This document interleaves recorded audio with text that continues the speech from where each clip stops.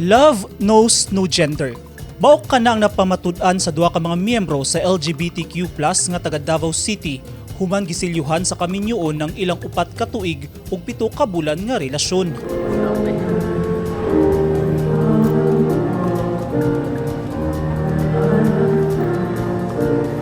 Sa video nga gi-share ni Noel, emosyonal nga mipaso padulong sa altar ang groom ug bride sa San Antonio de Padua Parish ning syudad alas 3 sa hapon niadtong Sabado, Abril 23. Madungog usab ang palakpak sa mga mitambong sa kasal nga timailhan sa ilang kalipay ug pagsuporta. Faithful to one another, respect one another, love one another, and trust one another.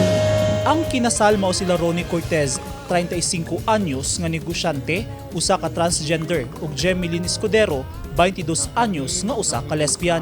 Misuot og tuxedo ang transgender nga si Ronnie, samtang trahe de boda ang suot sa lesbian nga si Jemeline. Pulos miyembro sab sa usa ka organisasyon sa LGBTQ+ ang ilang mga abay sa kasal.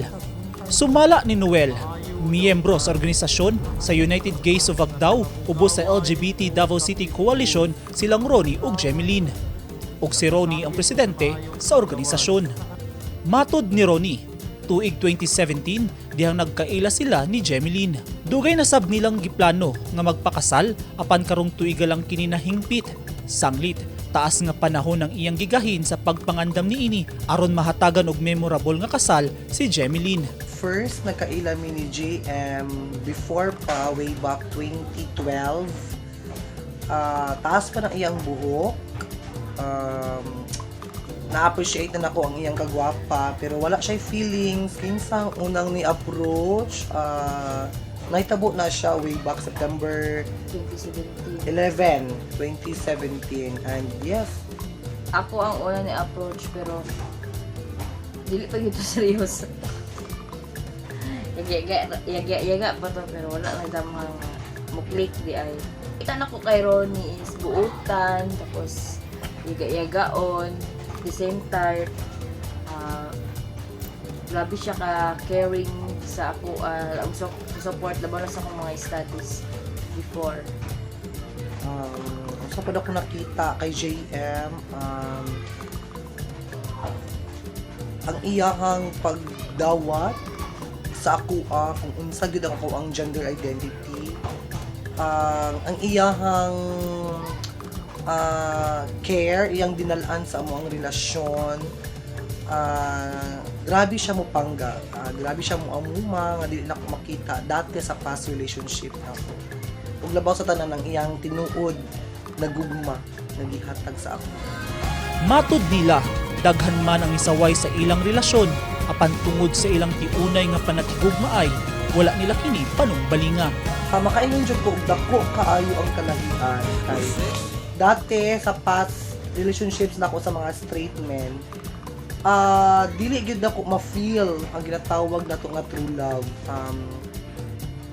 Dili pud ko makaingon gyud 100% nga mauna gyud ni ang ako ang makauban kay ako mismo sa akong kaugalingon kabulok ko sa realidad nga ang lalaki maabot yun ang panahon nga magpakalalaki. Mo na siya ang kalahian niya. And daw katong pag-abot ni GM, gigrab din ako ang opportunities. Although first time nako ang magpagrelasyon og lesbian, pero gigrab ako ang opportunities. Kay before pa pod, sa una pa pod, itong high school pa pod ko, open pod ako ang mind, ug ako ang heart nang makipagrelasyon ko og lesbian kay tungod gusto ko nga mag-build or magkapamilya ko puhon in my future. Dito po ako na feel ang anay gyud nagugma nga lahi ra gyud ang pag-amuma, lahi ra gyud ang pag-amping, ug lahi ra gyud ang ginahatag niya nga love sa ako. Mao na siya ang difference niya sa straight man. Nagpabiling lig-on sila Ronnie ug Jemeline luyo sa pagsulay sa kinabuhi. Suportado sab sila sa ilang mga pamilya. Usa lang sa mga talagsaong istorya ang love story nilang Ronnie ug Jemeline, din ilag yun na pamatud-an nga love wins. Sa karon mas niligon pa ang ilang gugma sa matag usa isip magtiayon human gibugko sa kaminyoon ang ilang relasyon o kinahanglan nga dunay respeto ug pagsalig ang matag usa. Eugene Hinutan, Newsline Philippines, Davao Region. Stay safe.